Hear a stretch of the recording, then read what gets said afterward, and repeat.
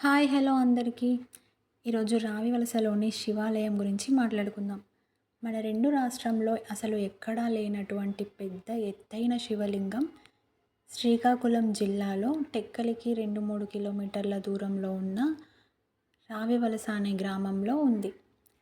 20 అడుగుల పైనే ఉంటుంది. చూడ్డానికి కొండరాయిలాగా కనిపిస్తుంది. త్రేతాయుగం కంటే ముందే ఉందంట. సుషేణుడు అనే ఒక వ్యక్తి ఇక్కడ తపస్సు చేసుకునేవాడంట.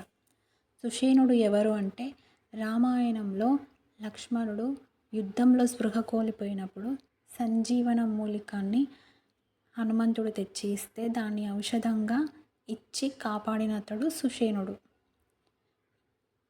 రాముల వారు వనవాసం చేసి అయోధ్యకు తిరిగి వెళ్తుండగా రావివలసలో కొద్ది రోజులు కాలం గడిపారంట. అయోధ్యకు సుషేణుడు నడవలేక ఇక్కడే శివతపస్సు చేసుకుంటూ ఉండిపోతాడు. అక్కడ ఉన్న గ్రామ ప్రజలు చర్మ వ్యాధులతో ఇబ్బంది పడుతున్నారని గ్రహించి శివుడికి తపస్సు చేస్తూ ఉంటాడు. ఇలా కొద్ది రోజులు గడవగా రాముడు హనుమంతుడిని పంపిస్తాడు, సుషేణుడు ఎలా ఉన్నాడో చూసి రమ్మని. హనుమంతుడు వచ్చి చూస్తే అక్కడ సుషేణుడి కాలేబ్రం కనిపిస్తుంది. కాలేబ్రం అంటే డెడ్ బాడీ. సుషేణుడు మరణించాడని గ్రహించి హనుమంతుడు మల్లెపూలను పెట్టి పైన జింక చర్మంతో కప్పుతాడు.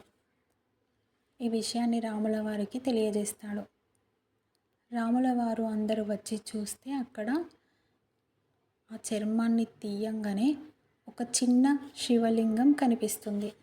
ఆ చిన్న శివలింగమే పెరుగుతూ 20 అడుగుల పైనే అయ్యింది. ఈ గుడిని శివాలయం అని కాకుండా ఎండల మల్లికార్జున స్వామి అని పిలుస్తారు. ఎందుకు అంటే ఇక్కడ ఉన్న శివుడికి గోపురం అనేటటువంటిది ఉండదు. ఎండకు ఎండుతూ వర్షానికి తడుస్తూ ఉంటాడు. మల్లికార్జున స్వామి అని ఎందుకు పిలుస్తారు అంటే, హనుమంతుడు మల్లెలు ప్లస్ అజీనము అంటే జింక చర్మము కాబట్టి వాటితో కప్పిండు కాబట్టి మల్లికార్జున స్వామిగా పిలుస్తారు. అభిషేకం చేయడానికి కష్టమవుతుందని చెప్పి ఒక ఫ్లోర్ లాగా కట్టించారు. పక్కనే ఒక చిన్న కోనేరు ఉంటుంది. అందులో సీతమ్మ తల్లి స్నానం చేసేదంట. అందుకే సీతమ్మ కోనేరు అని కూడా పిలుస్తారు. మీలో ఎవరైనా చూడాలి అనుకుంటే వచ్చి చూసేయండి.